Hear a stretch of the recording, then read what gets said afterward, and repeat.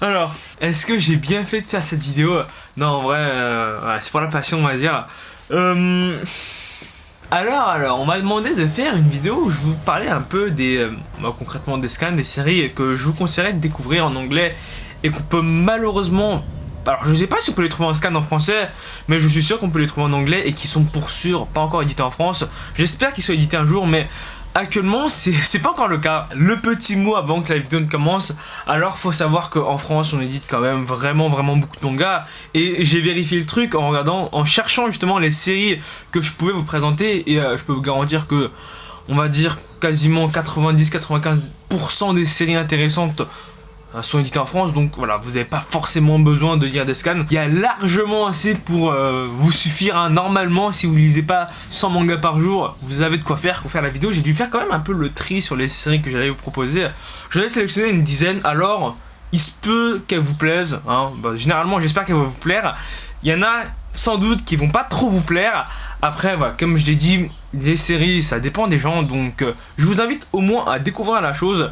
Après, voilà, si vous n'êtes pas trop compliqué, je pense que toutes les séries que je présente sont globalement très bonnes. On va commencer avec les séries qui ont eu droit à une adaptation animée, parce que je pense qu'ils sont un peu plus connus et que vous êtes susceptibles de les connaître.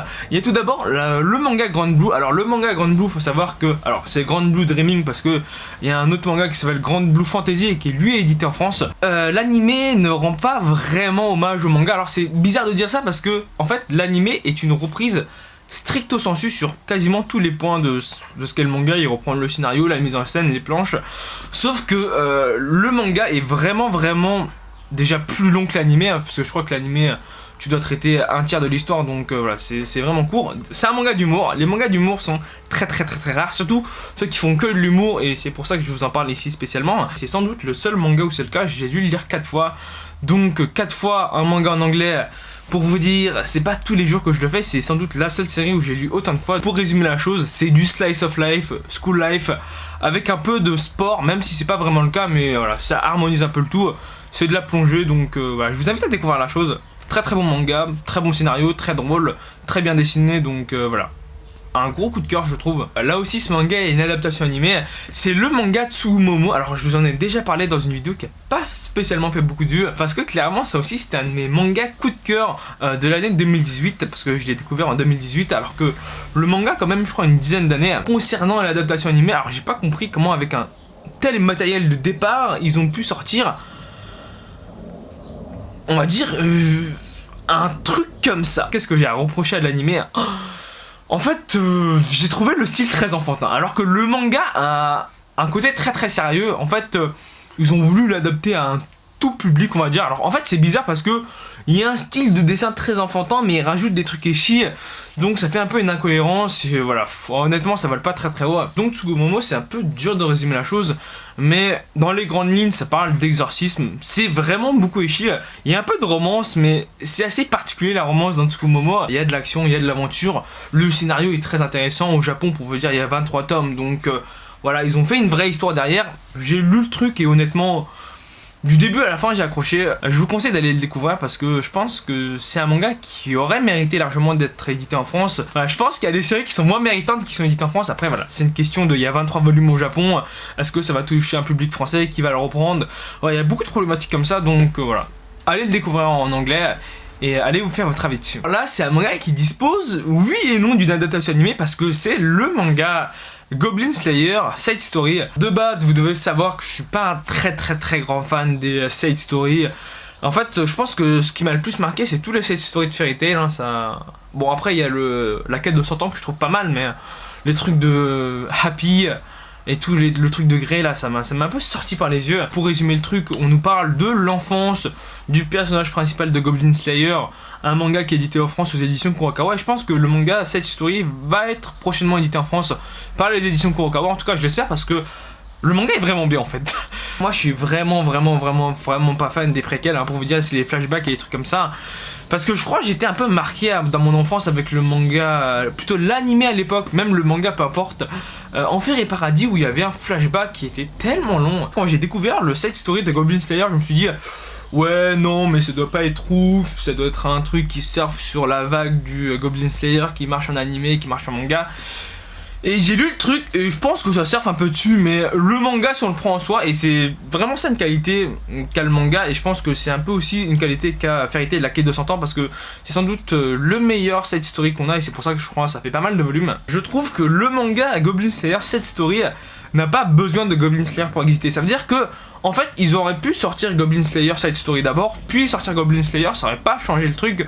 Donc le manga est excellent pour moi, ça nous raconte pas vraiment l'enfance, mais voilà, en fait c'est Goblin Slayer histoire parallèle, parce que grosso modo il te parle pendant 30 secondes de l'enfance, pendant 2-3 chapitres, et à la fin tu retrouves un peu sur l'arc narratif de l'histoire principale, sauf que du coup ça se passe avant qu'il recrute la meuf, la blonde, la prêtresse. On apprend des choses. Bon, on t'introduit des personnages que tu vois jamais dans le manga après, mais bon, c'est peu importe, je sais pas ce qu'ils sont devenus par la suite. Très bon manga d'aventure que je vous invite quand même à découvrir. Maintenant, on s'attaque aux œuvres qui n'ont pas d'adaptation animée, à part s'ils en ont, mais j'en ai pas souvenir. Ça aussi, j'en ai déjà parlé en vidéo, mais je voulais revenir dessus parce que je trouve le manga vraiment très bien écrit. C'est le manga Yusha Gashinda. Ça, je vais vous faire le résumé du manga parce que c'est pas très long en fait. C'est dans un monde fantastique où t'as le portail qui mène au monde des démons qui s'est réouvert, et du coup t'as des démons qui viennent dans le monde où le personnage principal est. Quand j'ai découvert le truc, je me suis dit ouais, c'est un shonen sans plus, il n'y a pas grand chose d'intéressant qui découle de la chose. Mais en lisant, en continuant la lecture, bon, au début le manga était drôle. En fait, au début je lisais le manga parce que c'était très drôle. C'est un manga au début qui s'axe beaucoup sur l'humour, et j'étais étonné à quel point j'ai rigolé de la chose, parce que j'ai quand même pas mal rigolé. Sauf que l'auteur arrive à habilement changer de direction, parce que il nous attire avec son côté très humoristique pour ensuite partir sur des thèmes très sérieux. Et en fait le manga est bon tout le long. C'est pas un manga comme on pourrait en voir beaucoup aujourd'hui. Oui bah moi je vais te battre parce que je suis fort, je vais m'entraîner. En fait je crois dans le manga tu vois quasiment aucun combat, et en fait ça limite ça vient à la fin, mais t'as toute une phase où il y a, on va pas dire des machinations qui sont faites, mais t'as des petits tricks par-ci par-là qui font que les combats deviennent en fait hyper intéressants. Et c'est pour ça que je vous invite à le lire, parce que c'est drôle, c'est de l'aventure, c'est de la fantastique, et c'est un bon manga avec plein de capacités. Là c'est un manga que j'ai pas lu depuis 7-8 mois, mais quand je l'ai lu j'ai quand même de assez bons souvenirs. C'est le manga Amano Megumi Wasuki Darake. Le scénario de ce manga vole pas très haut, mais pour vous dire, là en reparlant du truc, je vais sans doute relire la série parce que j'ai vraiment beaucoup apprécié la chose. Toute l'histoire tourne sur le fait que on a un personnage principal qui est assez studieux, et t'as son ami d'enfance. Bon, c'est l'ami d'enfance parce que l'ami d'enfance, je pense que ça fait rêver pas mal de japonais. La fille est amoureuse du garçon, et que le garçon est amoureux de la fille. Sauf que le hic qui se pose déjà comme tous les mangas japonais, ils se sont pas dit qu'ils s'aimaient, donc voilà, ça c'est typique. Mais en fait le truc c'est que le garçon, et toute l'histoire s'axe sur ça en fait, c'est le garçon se dévalorise par rapport à ce que la fille vaut. Il dit ouais mais moi je suis pas assez bien pour elle, donc il ose pas se déclarer. Et en fait le gros mastermind du manga, c'est que l'auteur a réussi à faire, je crois c'est 120 scans de 20 pages chacun sur juste ça. Et en lisant le truc, bah genre ça passe crème, c'est fluide, c'est un peu gnangnan, mais c'est un peu ce qui fait le charme du manga. Et généralement le problème des mangas comme ça, c'est quand t'as un scénario aussi simple, c'est de faire beaucoup de chapitres. Enfin, faut avoir de l'imagination, faut avoir des situations originales, faut avoir des répliques originales. Et à mes souvenirs de ce que j'avais lu, et ben en fait tu te lasses pas du manga, et c'est vraiment le point fort, parce que je peux vous garantir que faire des mangas comme ça et avoir de l'idée pour continuer à faire des chapitres, c'est quand même très compliqué. Ça aussi c'est une série que je vous invite vraiment à lire, c'est de l'humour, de la romance, de la comédie, donc voilà, tout ce qui me fait plaisir. Je ne sais pas si c'est du seinen ou c'est du shonen, mais on a le manga Shiga Hime. Alors ça par contre je suis sûr qu'on peut le retrouver en scan en France, parce que moi je l'ai lu en anglais, mais que par la suite j'ai vu qu'il y avait une team de scan qui le traduisait en français. Alors ça nous parle de vampires, et généralement les mangas qui nous parlent de vampires, je suis pas vraiment fan. Déjà le manga est hyper bien dessiné, en tout cas j'étais étonné parce que je crois que le mangaka n'a pas fait d'autres séries, en tout cas pas d'autres séries que j'ai lues. Pour vous résumer le truc, et là j'ai un peu vous spoiler le premier chapitre si vous voulez le lire, mais bon c'est pas très gênant, et de toute manière on s'en doute un peu, hein. Je pense que c'est très rare où tu nous fais un premier chapitre où il y a un mindfuck total à la fin de celui-ci. Pour bien résumer l'histoire, c'est dans un manoir dans la ville où le personnage principal habite. T'as un manoir. T'as un manoir où il y a une dame très belle qui vit dedans. Et au début, si mes souvenirs sont bons, ça doit être un groupe de 3 amis. Et ce qui se passe, c'est que t'as un des trois qui est, on va dire, le bigleux avec des lunettes, qui emmène son ami qui est le personnage principal dans le manoir. Et le lien du début de l'histoire, c'est que t'as le bigleux qui doit ramener des gens au sein du manoir afin que la vampire puisse dévorer leur cœur. Du coup, vous vous doutez que si le bigleux n'est pas le personnage principal, il y a quelque chose qui se passe dans le manoir et c'est pas très joli. Donc, un très bon manga, je trouve, très psychologique. Bah, généralement, dans les mangas où tu mets en scène des personnages assez jeunes, là, il doit être au collège. Il y a un truc psychologique derrière. Du coup, un très bon manga d'horreur, même si je suis pas sûr qu'on puisse appeler ça un manga d'horreur. Mais voilà, c'est gore, c'est intéressant, c'est bien dessiné, t'as des retournements de situation.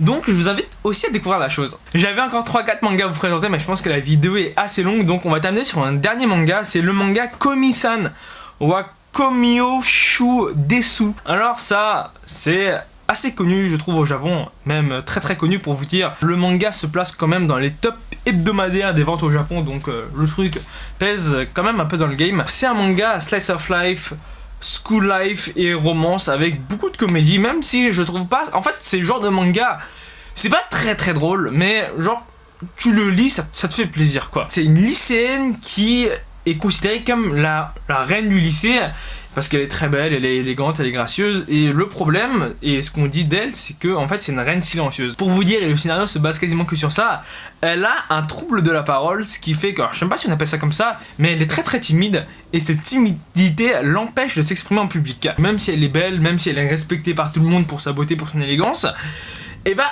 le truc, c'est qu'elle se fait pas d'amis parce que, désolé de vous le dire, mais quand on parle à personne, et bah, on se fait pas d'amis, c'est comme ça. Et on suit l'histoire du personnage principal, qui lui est assez bon pour lire l'atmosphère. En fait, c'est sa seule, on va dire, capacité, c'est de pouvoir un peu comprendre ce que les gens pensent sans avoir à ce qu'ils le disent. Du coup, il se rend très vite compte que en fait, elle est juste timide et que c'est pas juste qu'elle parle pas en public.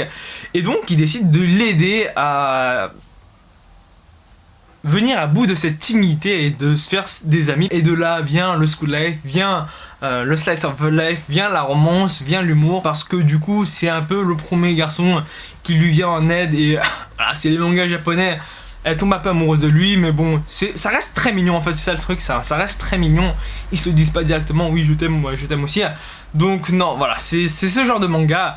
Je vous invite aussi à le découvrir. Je sais pas si la vidéo vous a plu, en tout cas si c'est le cas, n'hésitez pas à laisser un pouce bleu, n'hésitez pas à vous abonner si c'est pas déjà fait. Je vous dis à la prochaine vidéo. Salut!